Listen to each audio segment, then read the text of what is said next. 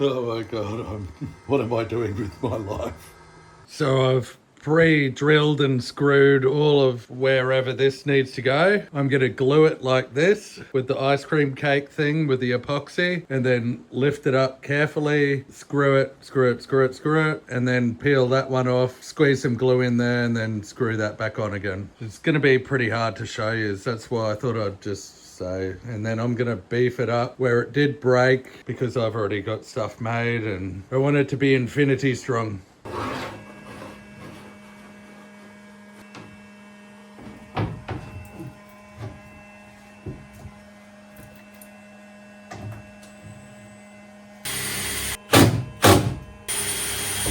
So it's the next day. It was a real struggle to get these fiberglass battens screwed in. It was just fiddly, but it definitely feels stiffer now, which is great. And I did both sides. Now it's time to get this in finally. This is what this side looks like.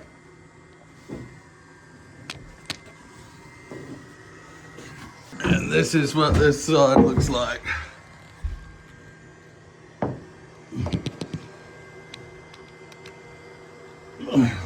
I had to unscrew a bunch of these. I went out of my way to do them while I had the deck upside down. So I've mounted all the pockets now.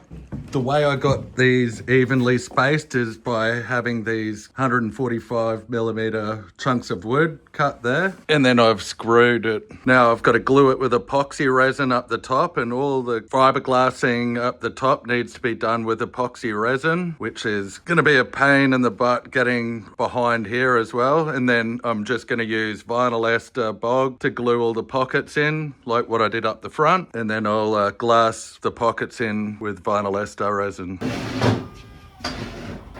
19 kilograms, 13 kilograms, 5 kilograms. That's 37 kilograms of pockets so far. That's without the grey water tank. It's 12:48 in the morning. I've still got a bit to go. It's taking a long time. It's a mission doing all this. My dad helped me do all the hard stuff. I'm just doing the fiddly stuff now. 3:17 a.m. That's a long fiberglass session. But I got it in. I just realised I forgot to glass that corner in there, and also this corner in here. But I can do that another time.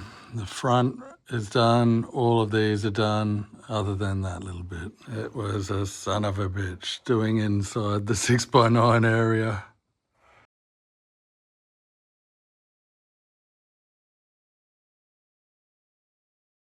I drilled a hole in the boat. I need to know where this valve's gonna go, or what angle it's gonna sit at, so I can make it go into the toilet area somehow.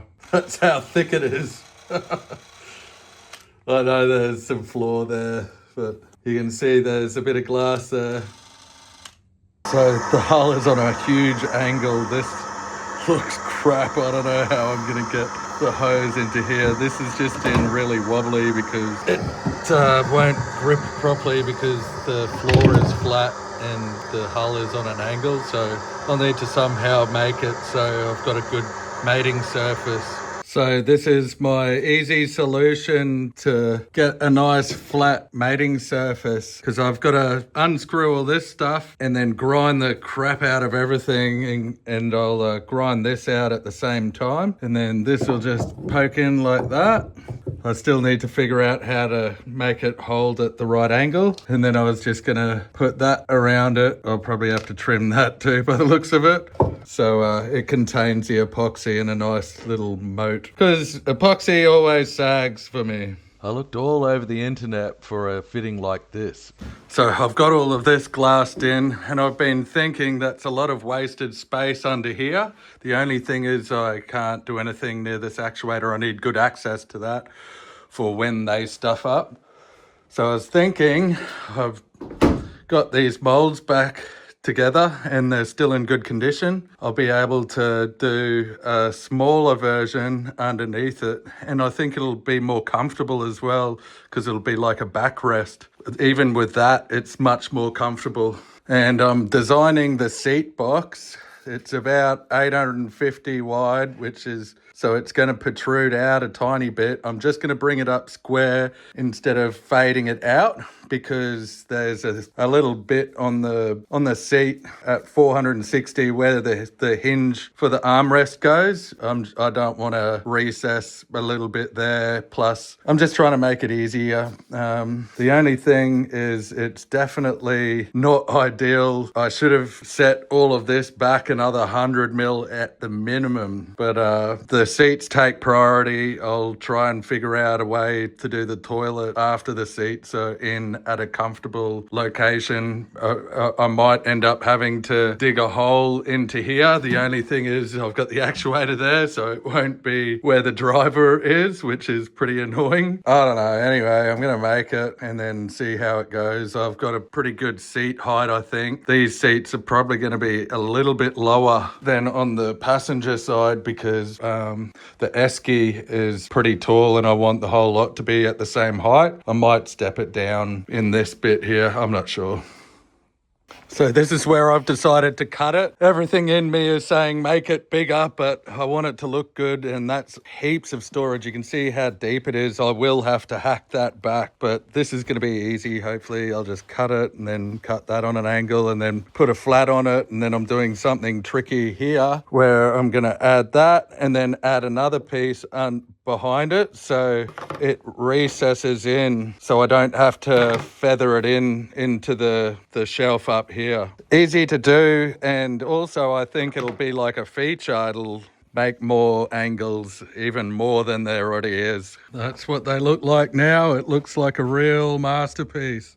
That's sarcasm. It looks like absolute crap at the moment, but it'll come out real nice.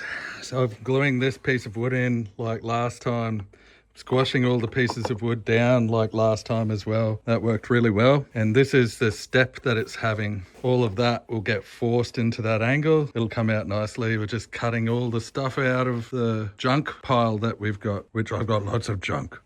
Here's my lackey. Me, that's me. That's the junk pile. No mold release, no waxes, nothing. It's just going straight onto melamine. Wherever there's an edge that I was concerned about, I'll just wrap the piece up in electrical tape. It'll come out fine, I guarantee you. Doesn't need to look pretty. It only needs to look pretty after you cut it up. Now I'm going to throw some gel coat in it, wait for that to stiffen up, and then I'll throw all the glass in it. You guys will be used to this now. It looks crap now, but all of these pieces of wood are just to force the fiberglass to do the bends. I'm like a broken record, sorry, I just keep saying the same thing. I'm gonna stop doing that, but just in case anyone's new. And it just shows you what you can get away with. Like, as long as you know that this is what you want, like, you don't have to like finish everything neatly. It is nicer, but anyway, you'll see. Still very tacky when you started. Ooh, look at that nice angle. It looks like a pirate ship or something. That's what that looks like. Now to cut it up and make it look like a proper part, this is where the magic happens. I'm also grinding where I just fiberglassed.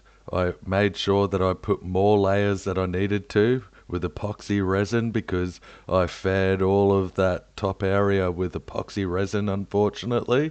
So I just finished cleaning up after epoxy fairing. You can see it's already sagging. Oh my God, I don't miss epoxy. It is good to sand though. I love sanding.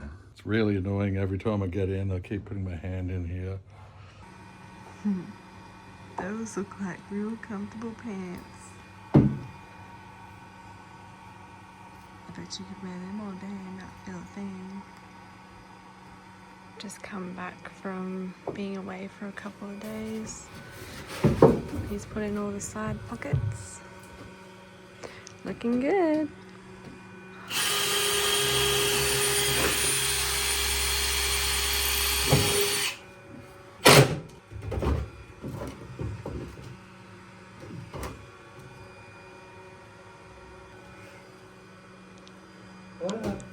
Yeah, mommy.